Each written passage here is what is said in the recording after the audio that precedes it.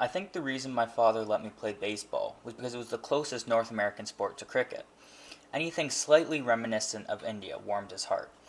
I feel as though there's still a part of my father in India. I can understand why. The stories he tells me of his childhood seem so exotic to someone born and raised in Canada. As a child, I didn't truly appreciate the lessons my father tried to teach me. My father only took me to the zoo once. That's all he needed to teach me his lesson. He asked me, "What is the most dangerous animal in the zoo?" I replied, "Well, it's the hippo, of course." I thought I was so smart after I watched the hour-long special about African wildlife on Discovery Channel. "No, Nick, the most dangerous animal in the zoo is the human," he said in a teacher's tone.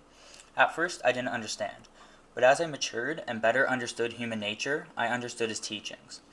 Even though he only took me to the Toronto Zoo once, I never felt as though I missed out on that experience, because my father's stories, which painted magnificent pictures in my mind, with all the colors of an Indian spice market. He'd tell me things about animals such as rhinos, elephants, and monkeys, that only someone raised alongside these animals would know.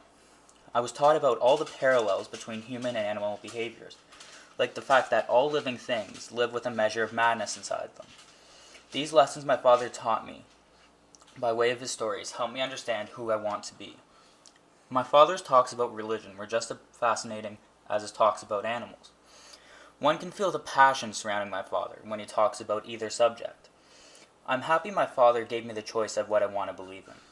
As a result of my father practicing Islam, Christianity, and Hinduism, he's become the epitome of tolerance. He just wants me to believe in something. As long as I believe, with all my heart and imagination, I think my father is happy. God has done great things to my father.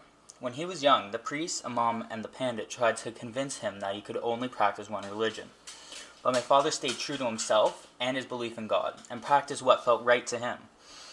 To him, all these religions have the same foundation, a higher power. I admire my father's commitment to God.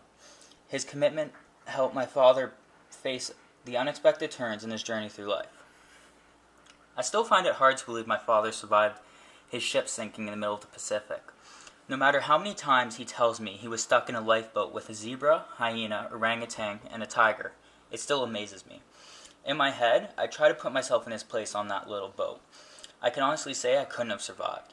I don't have enough faith in myself or a God to continue want to live through those difficulties and heartbreak.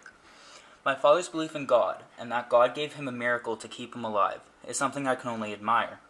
I will never be as close to God as my father. Father left India a child, but with the help of God, arrived on the shores of Mexico a man.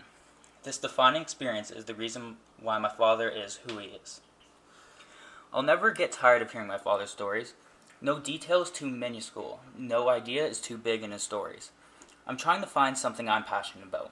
My father has animals and God.